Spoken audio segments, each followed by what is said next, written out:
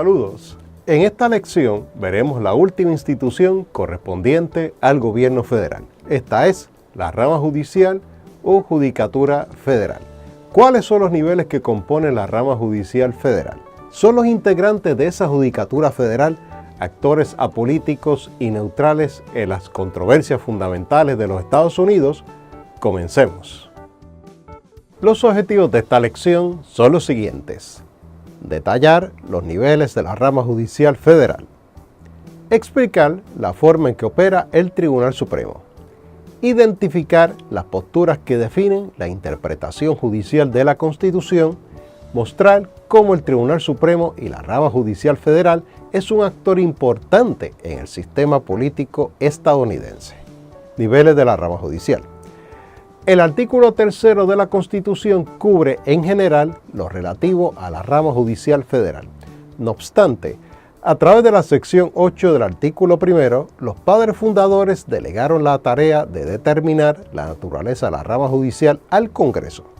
Casi todos los tribunales que componen la Judicatura Federal son establecidos por el Congreso de acuerdo a la facultad delegada por el artículo 1, sección 8 de la Constitución. Sin embargo, hay una gran excepción que discutiremos en un momento. Veamos los niveles que compone la rama judicial federal. El primer nivel está compuesto por los tribunales o cortes de distrito. Hay cerca de 94 cortes de distrito con unos 678 jueces que ven todo tipo de casos. Ello incluye casos civiles, criminales, entre otros. Cada estado y territorio tiene por lo menos un tribunal de distrito.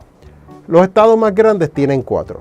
¿Sabes cuál es el tribunal de distrito correspondiente a Puerto Rico?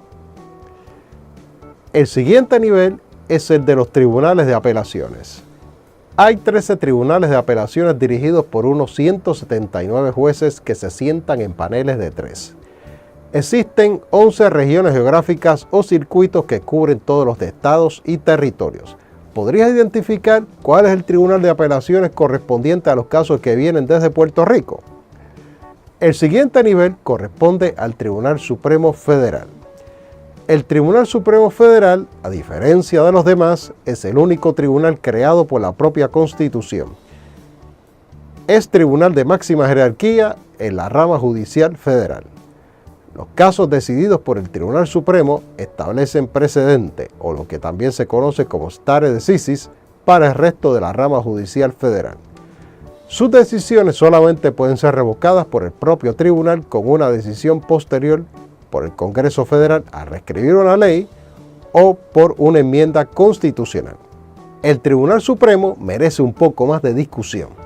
Hablemos de la jurisdicción que le corresponde a dicha Corte. Cuando usamos el término jurisdicción, nos referimos al ámbito de caso respecto al cual el tribunal puede actuar. Hay dos tipos de jurisdicción definidas por la Constitución: la jurisdicción original y la jurisdicción apelativa. La jurisdicción original del tribunal, bajo el artículo 3, se refiere a todos aquellos casos que afecten embajadores, ministros, cónsules o en los cuales un estado sea parte. Interesantemente, en más de 200 años, el tribunal solo ha escuchado 160 casos bajo su jurisdicción original. Muy pocos casos, ¿verdad? Bajo su jurisdicción apelativa, el Tribunal Supremo puede ver casos que vengan de tribunales inferiores. Esto es, los casos que se inician por la vía de los tribunales de distrito, pasan por los tribunales de apelaciones y finalmente llegan hasta el Tribunal Supremo. También puede haber casos que vengan directamente de los tribunales supremos estatales cuando una cuestión constitucional importante esté en disputa. Algunos casos provenientes del Tribunal Supremo de Puerto Rico han llegado de este modo. De hecho, la mayor parte de los casos que ve el Tribunal Supremo vienen por esta vía. Aún así, realmente son limitados los casos que ve el tribunal. En un término anual, el tribunal solamente ve unos 100 casos de aproximadamente 7.400 peticiones de certiorari que le llegan. El recurso certiorari es el mecanismo mediante el cual una parte solicita que el tribunal vea su caso. Queda a la discreción del tribunal aceptarlo o no. La interpretación de la Constitución. A través de su historia, los casos decididos por el Tribunal Supremo involucran una serie de cuestiones sin resolver en torno a la interpretación de la Constitución. Para eso debemos remitirnos al debate entre federalistas y antifederalistas que discutimos anteriormente en el curso. Examinemos los planteamientos de Alexander Hamilton en su ensayo federalista número 78 y los planteamientos de los antifederalistas esbozados en escritos como el Centinela número 1. La judicatura federal se concebía como la rama más débil o menos peligrosa de acuerdo al Federalista 78. Hamilton explicaba que el Tribunal Supremo no tenía la bolsa o acceso al presupuesto y la espada o capacidad para implementarla por cuenta propia. Por tanto, no podía ser el tipo de institución que los oponentes de la Constitución aducían. No obstante, Hamilton indicó claramente que la interpretación de la Constitución le correspondería a la rama judicial. En cambio, los antifederalistas argumentaban que el poder de los tribunales federales iba a ser peligrosamente amplio. Enfatizaban que la facultad de interpretar las leyes podría sentar las bases para un gobierno federal omnipotente. La función del Tribunal Supremo y la rama judicial federal en el sistema político. El Tribunal Supremo ha intervenido en una serie de temas cruciales y sensitivos para todos los ámbitos de la vida estadounidense. Algunas de las ramas de intervención judicial incluyen lo siguiente: autoridad federal versus autoridad estatal, reglamentación gubernamental de la economía, derechos y libertades civiles, elecciones estatales y federales. Los casos en el tema de la autoridad federal frente a la autoridad estatal han contribuido a delimitar el federalismo, según discutíamos en clases anteriores. La reglamentación gubernamental de la economía ha oscilado entre el estímulo federal al desarrollo económico estadounidense hasta la injerencia federal para ponerle frenos al mismo capital que surge como resultado de ese impulso económico. En el tema de los derechos y libertades civiles, los casos decididos por el Tribunal Supremo han restringido o ampliando, dependiendo del momento histórico, el marco de los derechos humanos en Estados Unidos. Finalmente, respecto a las elecciones estatales y federales, el tribunal con sus decisiones ha colaborado en delinear las reglas de juego para los eventos electorales. Ello incluye el romper con los esquemas de gerrymandering, tratando de lograr el diseño más balanceado de distritos representativos. Por supuesto, esta intervención del Tribunal Supremo Federal ha generado controversia sobre lo que representa la función judicial. Ha habido intensos debates académicos y políticos sobre el rol de la rama judicial. Las dos posturas fundamentales sobre el tema son dos.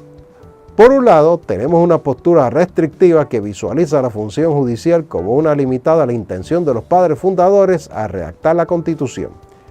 Bastaría una lectura restringida y literal del texto constitucional, si acaso matizada por lo que hayan dicho los fundadores en las discusiones sobre distintas cuestiones.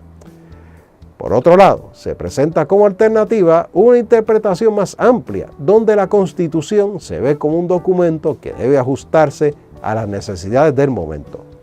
Los padres fundadores no pudieron prever cada situación que surgiría después de redactada la Constitución. Debido a esto, es permisible una función judicial que permita ese ajuste a los retos presentes.